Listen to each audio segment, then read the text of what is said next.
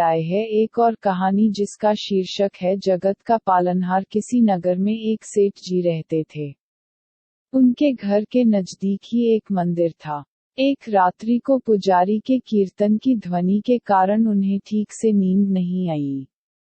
सुबह उन्होंने पुजारी जी को खूब डांटा कि यह सब क्या है। पुजारी, एकादशी का जागरण कीर्तन चल रहा था। सेठ जी, जागरण कीर्तन करते हो तो क्या हमारी नींद हराम करोगे? अच्छी नींद के बाद ही व्यक्ति काम करने के लिए तैयार हो पाता है, फिर कमाता है, तब खाता है। पुजारी, सेठ जी, खिलाता तो वह खिलाने वाला ही है। सेठ जी, कौन खिलाता है? क्या तुम्हारा भगवान खिलाने आएगा?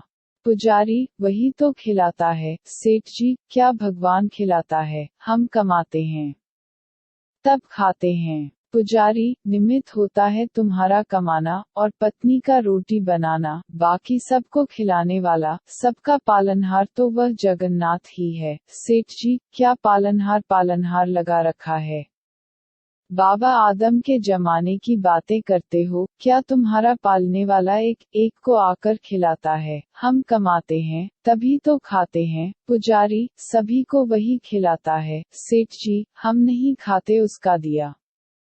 पुजारी, नहीं खाओ तो मारकर भी खिलाता है। सेठ, पुजारी जी, अगर तुम्हारा भगवान मुझे 24 घंटों में नहीं खिला पाया तो फिर तुम्हें अपना यह भजन कीर्तन सदा के लिए बंद करना होगा।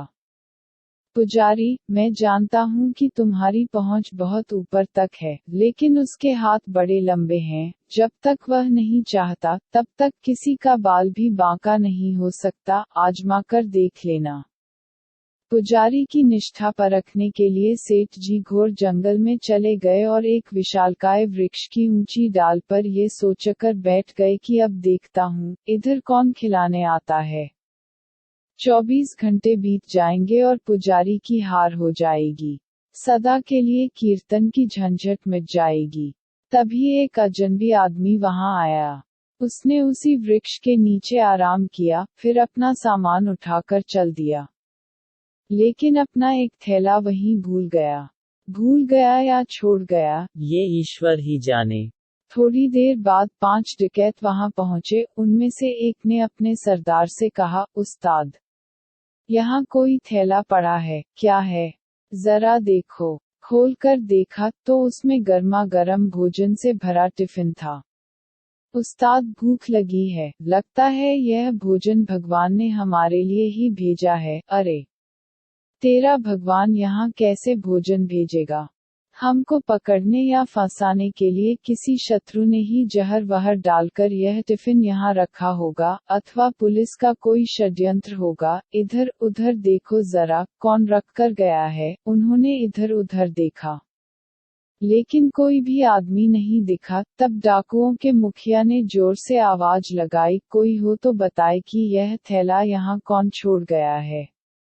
सेठ जी ऊपर बैठे बैठे सोचने लगे कि अगर मैं कुछ बोलूंगा तो ये मेरे ही गले पड़ जाएंगे।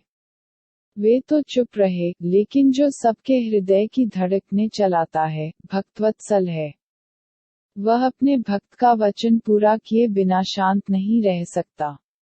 उसने उन डकैतों को प्रेरित किया, उनके मन में प्रेरणा दी कि ऊपर भी देखो। उन्होंने ऊपर देखा तो वृक्ष की डाल पर एक आदमी बैठा हुआ दिखा। डकैत चिल्लाए, अरे, नीचे उतर। सेठ जी बोले, मैं नहीं उतरता। डकैत, क्यों नहीं उतरता? यह भोजन तूने ही रखा होगा। सेठ जी, मैंने नहीं रखा, कोई यात्री अभी यहाँ आया था, वही इसे यहाँ भूलकर चला गया।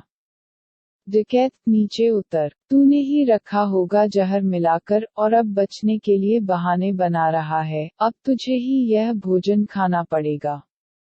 सेठ जी, मैं नीचे नहीं उतरूंगा और खाना तो मैं कतई नहीं खाऊंगा। डकैत, पक्का तूने खाने में जहर मिलाया है। अब नीचे उतर और ये तो तुझे खाना ही होगा। सेठ जी, मैं नहीं खाऊंगा, नीचे भी नहीं उतरूंगा। अरे, कैसे नहीं उतरेगा? सरदार ने एक आदमी को हुक्म दिया, इसको जबरदस्ती नीचे उतारो। डकैत ने सेठ को पकड़कर नीचे उतारा। डकैत, ले खाना खा।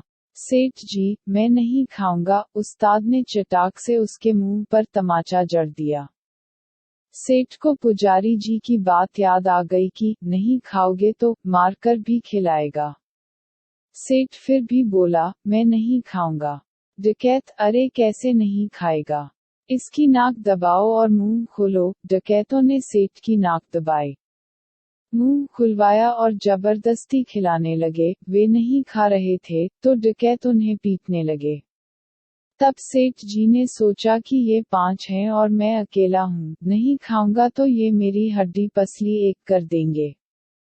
इसलिए चुपचाप खाने लगे और मन ही मन कहा, मान गए मेरे बाप, मार कर भी खिलाता है। रूप में आकर खिला, चाहे भक्तों के रूप में आकर खिला, लेकिन खिलाने वाला तो तू ही है। आपने पुजारी की बात सत्य साबित कर दिखाई। सेठ जी के मन में भक्ति की धारा फूट पड़ी, उनको मार पीट कर डकैत वहां से चले गए, तो सेठ जी भागे और पुजारी जी के पास आकर बोले, पुजारी जी, मान गए आपकी बात कि नहीं खाएं तो वह मारकर भी खिलाता है। सार सत्य यही है कि परमात्मा ही जगत की व्यवस्था का कुशल संचालन करते हैं। अतः परमात्मा पर विश्वास ही नहीं, बल्कि दृढ़ विश्वास होना चाहिए। जय जय श्री राधे।